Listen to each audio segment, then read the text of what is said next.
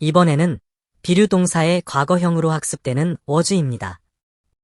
was는 과거의 모습을 드러내주는 상태동사이므로 우리말 이었다로 개념화에 적용하면 무난합니다. 그렇지만 3인칭 인용주어의 상태서술에만 그치지 않고 1인칭에는 사용되지만 2인칭에서는 선택되지 않는 것은 was의 s 헤아림 기능이 있다는 반증이므로 헤아림 분사 s의 역할 기능을 참조해 분석하겠습니다.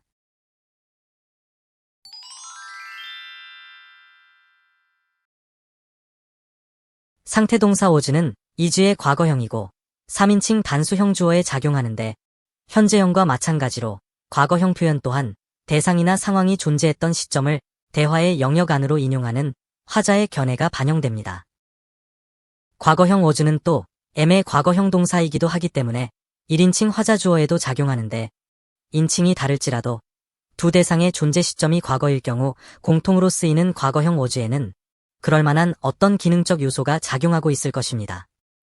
예문 5와 6에서도 서로 다른 인칭에서 같은 과거 상태로 인용했고 무엇보다 과거 상태 동사 was와 were를 선택할 때면 인칭이나 대상의 수를 관련짓고자 하는 것이 아니므로 단순히 is나 m의 과거형으로 변별하는 것에서 벗어나 동사 be를 공통의 원형으로 보는 관련성과 was에 작용하는 s의 기능을 참조하여 이 어휘의 역할 기능과 그에 따른 작용 개념을 도출해 보아야 합니다.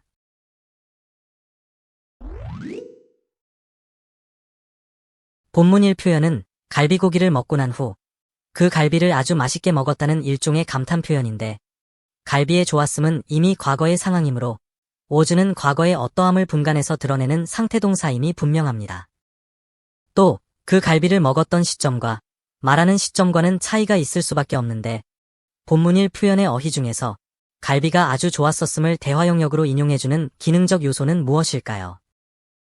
예문 1과 2 표현에서 동사 is와 was의 대상, 즉 두 동사의 보어는 being built로 집이 지어지고 있다는 점에서는 같으나 화자가 어떠함을 말해주는 시점이 예문 1에서는 현재 당면 시점으로 예문 2에서는 과거 당시 시점으로 서로 다릅니다. 예문 1에서의 동사 is는 지금 당면한 시점에서 주어의 어떠함이 다음과 같이 분간된다고 선언해주는 기능으로 작용합니다. 반면에 예문 2에는 동사 was가 쓰여 있을지라도 주어의 어떠함은 집이 지어지는 상태를 말했기 때문에 똑같은 집 짓는 상황으로 유형이 분간되기는 마찬가지겠지만 주어가 그렇게 처해진 시점은 서로 표현상의 차이가 드러납니다. 예문 1에서는 말하는 시점이 곧 유형을 당면하고 있는 시점이고 예문 2에서는 말하는 시점이 그 유형을 해상하는 시점입니다. 따라서 was로 해상되는 유형의 존재 시점은 어느 정도 과거인지는 알 수 없어도 이미 있었던 사실로 헤아려 보는 당시 시점이게 됩니다. 본문 1에도 그런 헤아림의 역할 기능이 갈비를 먹던 당시를 헤아려 보는 화자의 견해로 작용했을 것이므로 헤아림을 담당하는 역할 기능이 was에 있어야 합니다.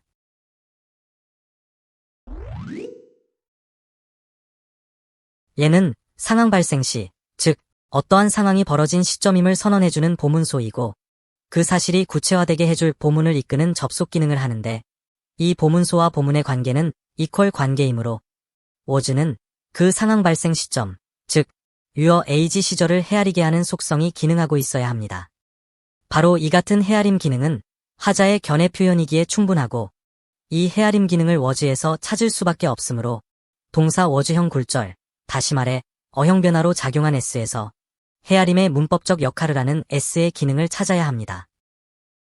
예문 1 표현을 어휘 그대로 직역하면 이 크기였다로 크기가 비교됨을 느낄 수 있습니다.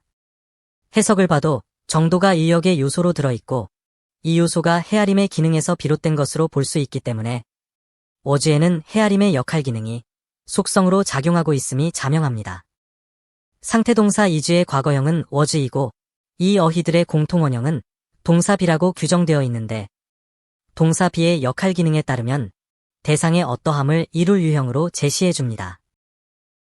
이 속성을 공통으로 가지는 is와 was는 유형을 분간시키는 역할 기능이 서로 같고 공통으로 발화되는 것이 s이므로 헤아림의 문법적 역할 기능어인 s가 was에 내포되어 있음이 분명합니다.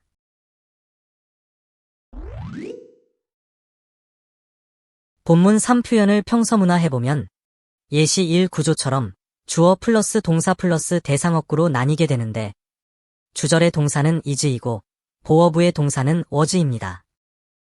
all은 주절 주어 des 보어이고 it was로 구체화되는데 보어절의 주어인 it은 예시 1에서와 같은 표현만으로는 어떤 상황을 지정하는지 알 수가 없습니다. was에 의해서 당시의 유형을 분간해보는 헤아림만이 가능할 뿐입니다. 이 헤아림의 대상 혹은 상황은 주절에서 is가 헤아리게 하는 대상 상황과 같을 것이므로 결국 is가 지정한 것은 was의 그것과 같아야 합니다.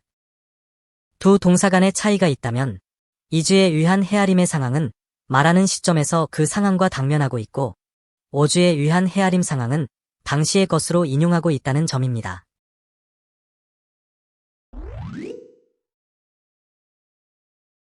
was는 3인칭 전용의 서술어가 아닙니다. 본문사에서 볼 수 있듯이 종속절의 주어가 1인칭인 I입니다. 그렇다면 상태동사 was는 1인칭 주어의 전용동사인 am의 역할 기능과도 무관하지 않아야 합니다. 예문 1과 이 두 표현 모두는 화자가 주어의 지금의 유형을 밝히고 있습니다. 예문 1 표현이 자기의 어떠함을 말하는 것이므로 지금 상태 그대로가 자기임을 알리면 그만이지만 예문 2 표현에서는 화자가 인용 대상의 어떠함을 말하는 것이라서 서로는 다른 서술형 기능어인 am, is가 필요해짐은 당연합니다. 그러나 두 대상인 I와 he의 과거 상황을 말해야 한다면 과거의 두 대상 모두 대화 영역 밖에 있으므로 대화 영역 안으로 대상이나 상황을 인용해야 할 것입니다. 따라서 두 구문에서 was는 당시의 모습이 이러했었음을 인용적으로 말하고 있고 당시 대상 상황으로 헤아려 인용하는 역할 기능을 심층적으로 이행하고 있을 것이므로 am과 is는 모두 인용으로의 과거형이 같을 수밖에 없을 것입니다.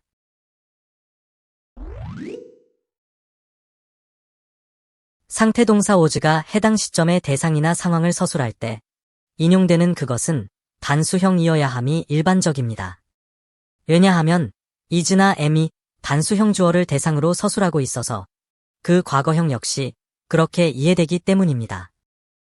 그러나 본문 5에서의 청중, 즉 the audience는 단수가 아닙니다.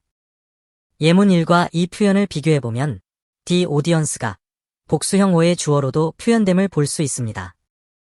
화자가 the audience를 단수 아니면 복수로 표현하려는 의도에서 was와 all을 선택적으로 사용한 것으로 본다면 어휘 각각의 속성을 무시한 것으로 말하는 사람의 표현 의도를 놓치게 되고 맙니다. was는 a에 기반을 둔 복수형 과거 서술어이지만 이어 동사 역시 복수형 전용어가 아닙니다.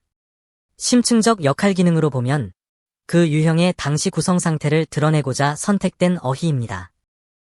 the audience 유형의 구성 상태를 말하는 어와는 달리 was는 유형의 분간에 초점이 주어진 서술이기 때문에 화자의 표현 의도가 청중의 수에 있는 것도 아닙니다.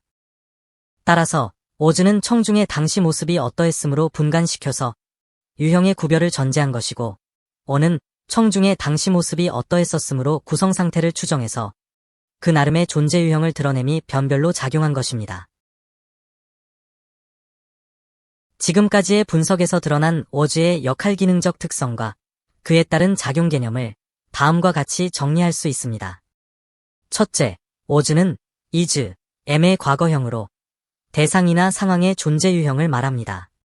둘째, was는 대상 상황의 존재 유형을 당시의 것으로 헤아려 인용합니다. 셋째, was는 당시의 모습이 어떠했었다고 인용적으로 분간해 줍니다.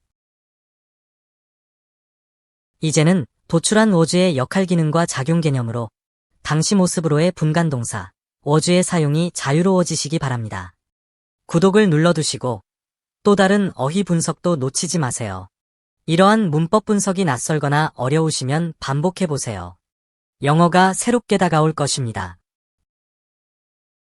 자세히 보시려면 출판되어 있는 전자책과 종이책을 활용하세요.